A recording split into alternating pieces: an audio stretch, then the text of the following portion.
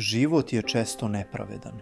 Nekad nam oduzme ljude koje volimo na način koji ne možemo shvatiti niti prihvatiti. Tragedija koja je pogodila Lukavac, Tuzlu i cijelu Moto zajednicu ostavila je duboku ranu. Prerano nas je napustio Goran Ligić, poznat svima kao Goce. Bio je bajker, muzičar, bubnjar, ali prije svega prijatelj. Čovjek koji je svojom energijom i osmijehom znao uljepšati dan svima oko sebe. Imao je samo 42 godine. Njegov posljednji ispraćaj bio je sve ono što je i sam Goce bio, dostojanstven, emotivan i pun ljubavi. U utorak, 23. septembra, ispred komemorativnog centra Tuzla okupili su se članovi porodice, prijatelji i bajkeri iz cijele regije. Ispraćen je na ateističkom groblju Trnovac, gdje su mnogi pustili suze koje nisu mogli zaustaviti. Posebno emotivan trenutak bio je kada su se bajkeri, njegovi saborci s ceste, okupili na velikom parkingu i u tišini upalili motore. Nakon što je Goce spušten u zemlju, 3 puta su zajedno pucali iz auspuha, ispunjavajući nebotutnjavom motora koja je odzvanjala kao posljednji pozdrav. Bio je to simbol poštovanja, bratstva i zajedništva koje ova zajednica njeguje.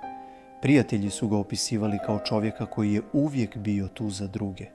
Njegov osmijeh bio je zarazan, a njegova ljubav prema vožnji i muzici beskrajna.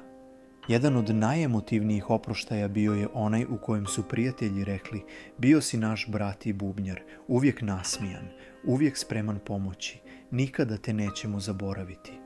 Podsjetimo, nesreća u kojoj je Goce izgubio život dogodila se 19. septembra na magistralnom putu M4 u mjestu Bistarac.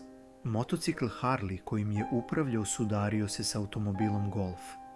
Goran je nažalost preminuo na licu mjesta. Vozač automobila i saputnici su lakše povrijeđeni, a saobraćaj na ovoj dionici bio je potpuno obustavljen više od 2 sata. Ova tragedija podsjeća nas na krhkost života. Jedan trenutak može promijeniti sve.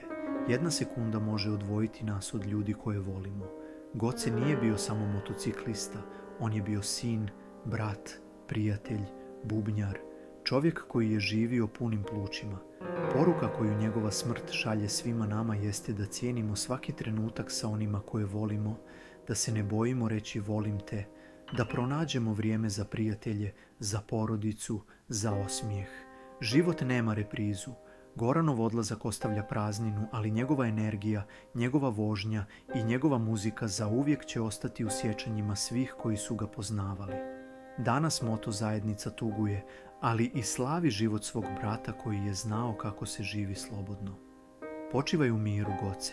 Tvoje gume više ne dodiruju asfalt ovoga svijeta, ali tvoj duh i dalje vozi, negdje, na nekim boljim cestama.